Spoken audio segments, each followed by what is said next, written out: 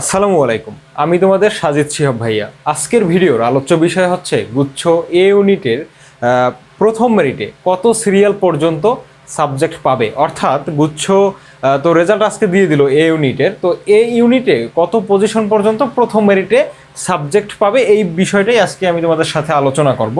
তো ভাইয়েরা দেখো, তোমাদের গুচ্ছে টোটাল সিট আছে মানে এ ইউনিটের জন্য 8.3K মানে 8,300-র মতো। ঠিক আছে ভাইয়া, 8,300টার মতো সিট আছে। তো তোমাদের মধ্যে আবার একটু ভেরিয়েশন আছে, যেমন অনেকে তোমরা কি করছো, ম্যাথ দেখাইছো, এই ম্যাথের পাশাপাশি তোমরা বায়োলজিও দেখাইছো। আবার অনেকে কি করছো, অনেকে বায়োলজি দেখাইছো পাশাপাশি বাংলা অথবা ইংরেজি দেখাইছো, বাংলা অথবা ইংরেজি দেখাইছো। তো এই দুই ক্ষেত্রে আসলে চান্স পাওয়ার যে পজিশনটা একটু ডিফারেন্স হবে। ঠিক আছে, প্রথম মেরিটে চান্স পাওয়ার ক্ষেত্রে দুইটা যে তোমাদের টাইপ আছো, তোমরা দুই রকমের স্টুডেন্ট আসলে আসো তোমরা। কারণ হচ্ছে তোমাদের একজনে দেখাইছো তোমরা ম্যাথ প্লাস বায়োলজি, আর একদল কি দেখাইছো, আর একদল দেখাইছো বায়োলজি প্লাস বাংলা অথবা ইংরেজি।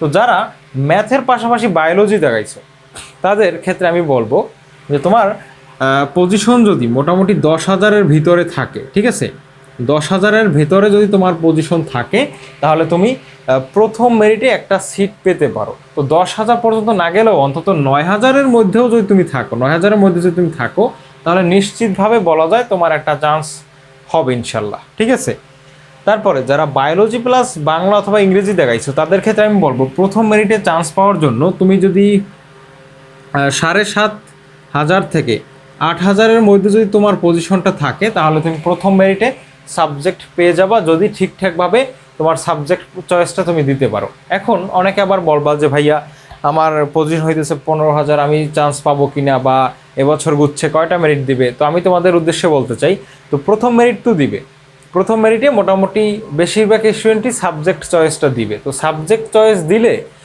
বেশিরভাগ স্টুডেন্ট লক্ষ্য করবে যে গুচ্ছে কোনো ভালো সাবজেক্ট আসে কিনা। যদি বেশ ভালো সাবজেক্ট আসে তাহলে তো ওরা গুচ্ছে পড়বে। আর অন্যান্য ইউনিভার্সিটিতে যারা চান্স পাওয়া আছে ওরাও তো পরীক্ষা দিছে, ওরা কিন্তু আবার ওই সাবজেক্ট ভালো না পাইলে গুচ্ছ থেকে চলে যাবে।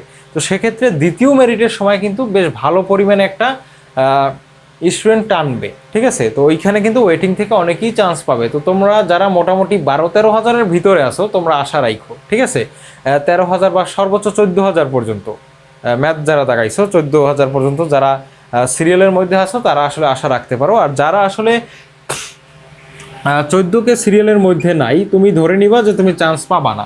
ঠিক আছে, তারপরে তোমার যে ব্যবস্থা ওই ব্যবস্থা তুমি করবা। কারণ হইতেছে তোমরা অনেকে আছো সেকেন্ড টাইমের, ওরা আসলে এখন পর্যন্ত কোথাও চান্স পাও না, আবার এই গুচ্ছেও এমন একটা পজিশন আসছে যে তুমি নিজেও শিওর না যে তুমি চান্স পাবা কিনা। তো সেক্ষেত্রে আমি বলবো তুমি ধরে নিবা যে 14,000-এর বাইরে যদি সিরিয়াল থাকে বা এর আশেপাশে, তুমি ধরে নিবা যে তোমার আসলে চান্স হবে না। তুমি সেক্ষেত্রে অন্য কোনো জায়গায় পরীক্ষা দেওয়ার থাকলে তুমি দিতে পারো। যেমন তুমি টেক্সটাইল গুচ্ছ নামে যে কলেজগুলোর ভর্তি পরীক্ষা হয়, টেক্সটাইল কলেজগুলোর, ওগুলোও মোটামুটি বেশ ভালো, ওইখানে তুমি পরীক্ষা দিতে পারো। তারপর তুমি 7 কলেজে পরীক্ষা দিতে পারো, যেটা বর্তমানে ঢাকা সেন্ট্রাল ইউনিভার্সিটি নামে পরিচিত। তারপরে তোমার আরও যে টুকটাক জায়গা আছে যেমন ন্যাশনাল ইউনিভার্সিটি আছে। তো ওই ক্ষেত্রে তুমি ওই সব দিকে বেশি প্রাধান্য দেবে, তুমি সাবজেক্টের আশায় থাকবা না। ঠিক আছে, আর যারা ফার্স্ট টাইমের আছো তারা চেষ্টা করবা যে ভালোভাবে চয়েস দেওয়ার সাবজেক্টগুলো, এবং চয়েস দেওয়ার পরে তুমি যে কোনো জায়গায় একটা ভর্তি থেকে আবার সেকেন্ড টাইম দিয়ে যাতে ভালো একটা জায়গায় পৌঁছতে পারো এই চেষ্টাটা করবা। ঠিক আছে, তো ইনশাল্লাহ তোমাদের সাথে এই গুচ্ছের প্রত্যেকটা বিষয়ে খুঁটিনাটি অনেক আলোচনা হবে। তো চ্যানেলটা সবাই সাবস্ক্রাইব করে রাখো, ইনশাল্লাহ অনেক বেশি বেনিফিটেড তোমরা হবা। আল্লাহ হাফিজ।